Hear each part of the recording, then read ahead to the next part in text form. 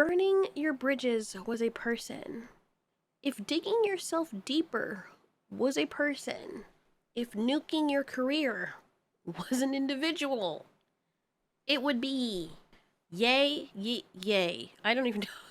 Right around the time this video is made, this marked the era in which Khan to the Yay assumed his ultimate form and decided to say some of the most outlandish things. Now, I've looked at some of the clips and I'm even afraid to play some of them here because you know how YouTube is. And he was on an Alex, what's his name? Jones or whatever. And I don't like that man. I don't hate him, but the whole thing with the frogs clip, he was a meme at some point and it just pissed me off. I don't know. I don't know anything about him besides that except that he was banned, but whatever. He has a show and he was nervous with some of the things that Kanye was saying. So Kanye is on this this podcast with this guy and he's dressed as like someone playing in the freaking Purge. And he's saying some weird things, and Alex is trying to help him out of it. Like, yeah, but you're not a, bad person or whatever. Like, this is kind of trying to, like, to redirect the conversation. And it's the way Kanye just pauses. And he's like, yeah, no, but, yeah, so... And then he just says something even worse. And then Alex is like, oh my god, what? Why are you doing this? This is freaking live, bro. This is why I don't like live streams. This is the reason why. Because of stuff like that. You can't control what people are gonna say. So, yeah, that's kind of shit that happens. And some of the stuff he was saying is towards Jewish people. And why he also... I can't even say it. I have to be careful what I say. So the person, the predator of those people... The second part of his name is Lur. You know where I'm going with this. So we're just going to call him Lur. And we're going to call, his followers the Nizas. You know exactly what I'm talking about. And Kanye basically said that he loves everyone and he also loves Lur. And he loves everyone. He loves, the Jewish people. He also loves the Nizas. And you know what? I don't know if this is the case. I would like to say that, because I'm someone who likes to get everyone's perspective and not judge a book by its cover right away, especially if that person has a track record of not acting that way, or at least not as bad, and say that maybe he's coming at it from the angle of the whole religious thing, because now he's apparently religious. What religious does to the brain, a lot of them, but it's true, in the Christian religion, which I'm thinking that's what he decided to go back and follow, it tells you to love everyone. It's very contradictory. But what most people preach on is loving everyone. And it's also the case where, based on examples that were given in the good book, if you confess with your heart and you believe with all your heart that Jesus is Lord, he will forgive you of all your sins. If you ask, he will forgive you because Jesus has already forgiven you. He's gone to hell and got back the key from hell. And, everybody that has ever sinned, everybody that will ever sin, blah, blah, blah, they're free from sin now, which they're not, because you still have to ask for forgiveness, and if you die in your sin, you still go to hell. So none of that makes any freaking sense, but that was something that they preach, and you have to love everyone. So if a serial killer is like, I want to give my life to the Lord, they're happy, and they're like, yes. And if they say they're saved and they get baptized and they believe, they're saved immediately. Doesn't matter all the kids and people they killed, they're saved immediately and they're welcomed into the arms of the church. And so while it's not inherently a bad message about loving everyone and being ultra tolerant, it can also be very destructive, because even if, let's just say Mr. Lur did some really good things. I don't know what they were. I know he had talents or whatever. Sure, most people do. Most crazy people do as well. For all of the bad that he did, it kind of overshadows that a bit. You know what I'm saying? Like, I'm also on the other end of, if someone has done a lot of good and they've done more good than bad, like if they say something that offends you or something and you're like, oh my god, he spoke that way, oh, and that's the only thing that you use to somehow prove that this person is a bad person, but this person is also responsible for donating to children's charities like cancer and stuff like that. And this person's just really done a lot of good. They're ultra nice, and they may say some off the cuff things once in a while that most people will say it's not a big deal, but some vocal few will say it's a big deal. And then you write the entire person off because of one thing you don't like about them, and you say you hate that old person. That's not fair either. I also agree with this end of the spectrum where someone does something really heinous, like Jeffrey Dahmer, who I just learned about recently. And you're like, well, you know what? Even if you can relate to the character as seen on screen, you cannot say this person was a good person. I mean, yeah, it's unfortunate what happened to him, but he knew what he was doing. Regardless of whether or not he had an issue, he was aware enough about it that he knew what he was doing, and to admit that he knew what he was doing. And if you know that you're doing something that's harming other people, you don't want to be that way, you could have locked yourself up. You had a million chances to turn yourself in, and you did not do that, which makes you a bad person. If you're aware of what you're doing, and you know that there's a way you can protect people from yourself, and you don't do it, you're a shitty person. Just like, and I'm sorry if this offends some people, but it makes sense, if you were a powerful deity and you have all the power in the world to make things perfect and to help people, and you choose not to, you're a fucking asshole. It doesn't matter. People even say that now, like, with great power comes great responsibility, but when people are doing things and you're like, wow, guess I'm off today. It is what it is. And that's the same thing with Lur and the Nizaz. Now, I do understand that Lur was really good at convincing people, and I'm not going to say that every single person that got misled by this is, like, inherently all evil, but they are pretty stupid and cultish, which caused this whole issue. So that's why people usually go after the leader first and whatnot. And even if he wanted, I don't even know what, I'm trying to wrap my head around where Kanye is coming from, because I just, like, from the religious aspect of it, having grown up with that religion, I get it. But at the same time, let's say that he is like, okay, I forgive this person. I think everybody deserves to be loved equally, right?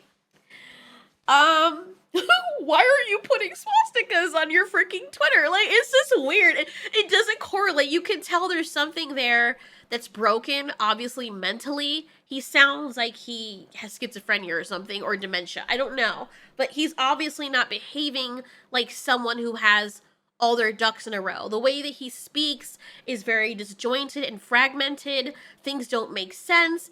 I've met people like that. I actually have a family member from my husband's side of the family who is going through something like that. Now, she hasn't said shit like that, but she says things and you're like, okay, something's wrong with you.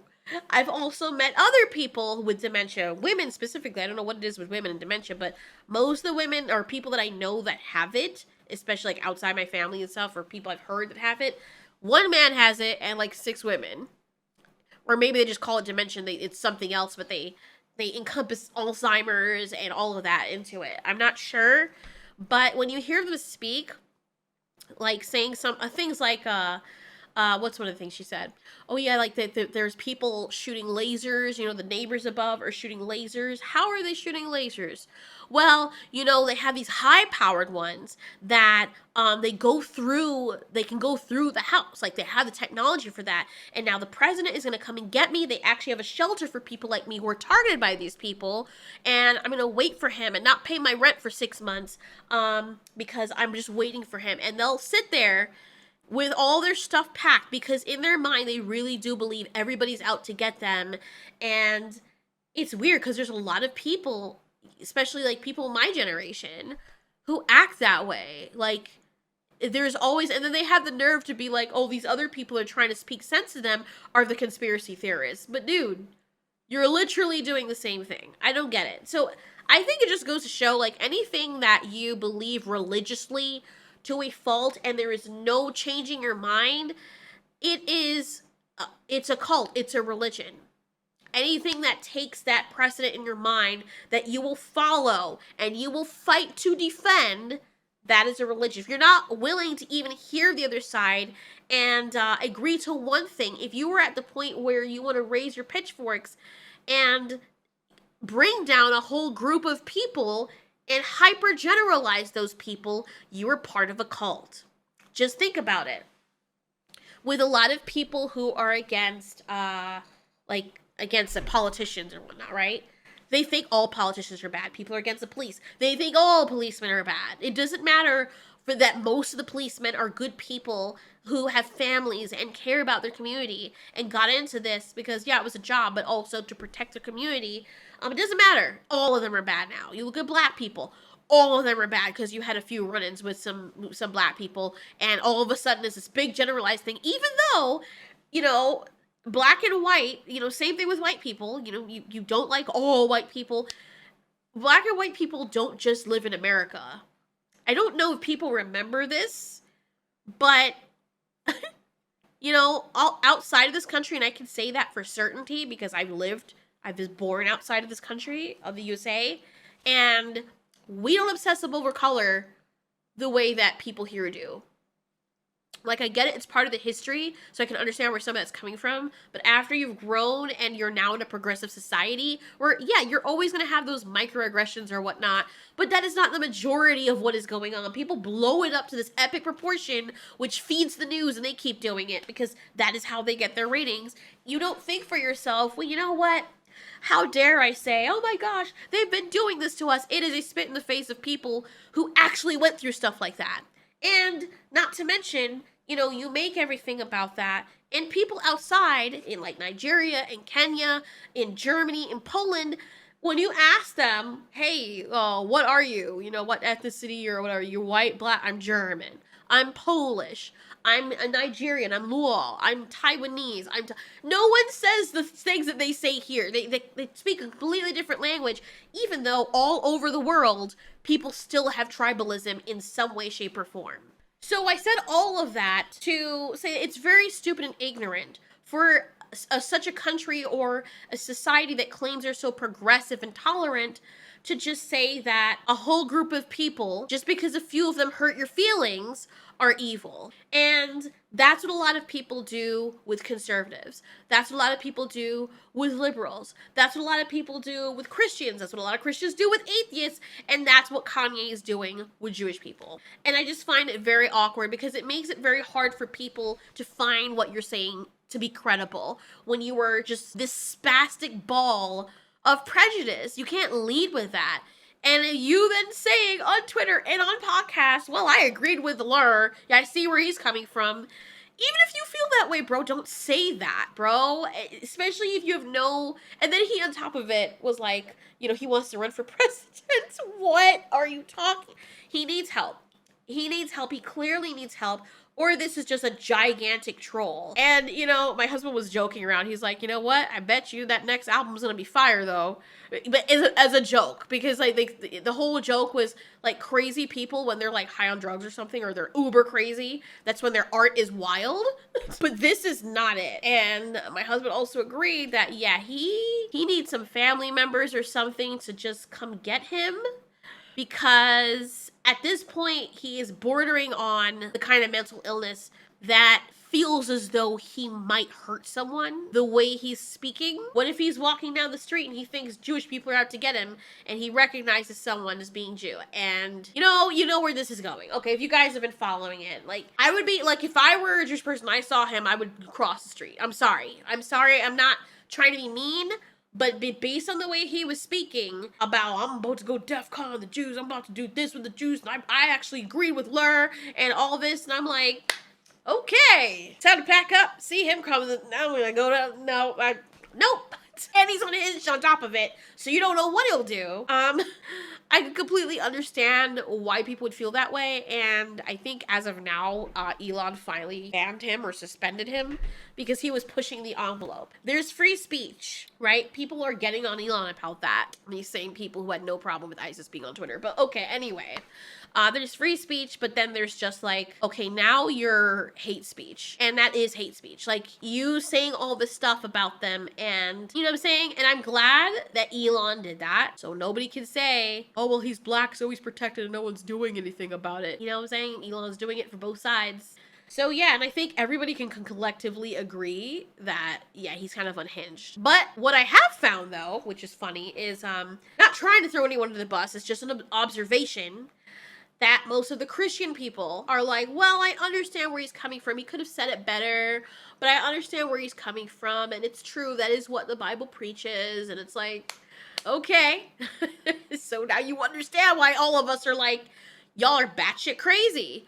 Not like, all together, but for believing this specific part, because if you're following that exactly, that is exactly what the Bible says. So somebody who is crazy mixed in with politics or religion is usually not a good mix at all, because unfortunately, for people to usually heavily believe in or follow those things, it does unhinge them. It does unhinge them in a way. And one of my family members, not on my side, actually, one of my uncle's wives. He doesn't have multiple wives. I mean, one of the uncles I have, their wife. She's the same way. Very smart individual. She makes a lot of money. She's a upstanding citizen, but like, she's one of those, I wouldn't say she's a political activist, but she's kind of out there. And sometimes when you hear people like that talk, it's just, she doesn't sound as unhinged as Kanye, but it sounds like they're getting to that level, if you know what I mean. And everything starts to look like an other to them. And it is a very dangerous way to think. Kanye should have the freedom to speak, but you can't say bomb in an airplane either, because you say, you know what, let me just... freedom of speech, right? Yeah, so I got a bomb on this airplane. No, I said I didn't have a bomb. And yeah, I wish all y'all would blow up, man. Like, and you're saying all of that on a freaking airplane before it takes off. What do you think's gonna happen? It's different if you're talking with your friend, you're like, man, I'm paranoid about a bomb being on the airplane. I really am paranoid about that. You can't even say that while you're on the airplane. You said bomb. I said it's not like I have a bomb. You said bomb on an airplane. What's wrong with saying bomb on an airplane? You can't say bomb on an airplane. It's kind of the same thing. There is a time and place for certain things. And I believe when some people say, okay, you can have the freedom to speak, but there will be consequences sometimes. I don't think there should be uber sensitive just because you disagree with something. Let me point that out, first of all. But if you were straight up inciting and advertising the freaking Nizah symbol and the swastika, and you're putting it on your Twitter thing and then saying shit like, oh, I agreed with Lur, and, I'm about to go DEFCON on the Jews. Like, I thought people were actually paraphrasing when they said he tweeted that. And I asked my husband to find it because you can't even find his account now. And my husband was like, yeah, look, there's a tweet. He literally said that. I was like, oh my God. So imagine somebody saying that, saying they agreed or they love, Lur equally as much as they love everybody else. And then they're posting stickers on their, you know what I'm saying? Like all through those things. If it's any one of those things together, you'd be like, okay, what the hell? There's no context. But there's the full context. You're freaking crazy. And you might actually go after some people because of the threat that you put there, and that's not good. That deserves, the account at least. That actually is a violation of Twitter's terms of service. Not just like, wow, I agree that, abortion is right or it's wrong. Nothing like that. This isn't a full-scale other thing. You're at the moment modeling yourself after someone who's responsible for the Holocaust. Come on now. So anyway, that was my whole thing on that. He needs to stay away from religion, or at least he needs to get a therapist or be on some meds or something. And it's very scary because when people are like that, like one of the members in my husband's family, they don't know they're crazy. So if you try to tell them, hey, you need help, they look at you like you're one of the people trying to come after them. And they lie, and they can trick the judge and making them think that they're lucid, so you have no right to have power over them or whatnot. And it's very terrifying, because even if they do get on the meds, when they start to feel better, they feel like they don't need the meds anymore and they're not crazy, so they stop taking them, and then they relapse. So anyway, that's all I have to say about that. But, yeah. He needs help.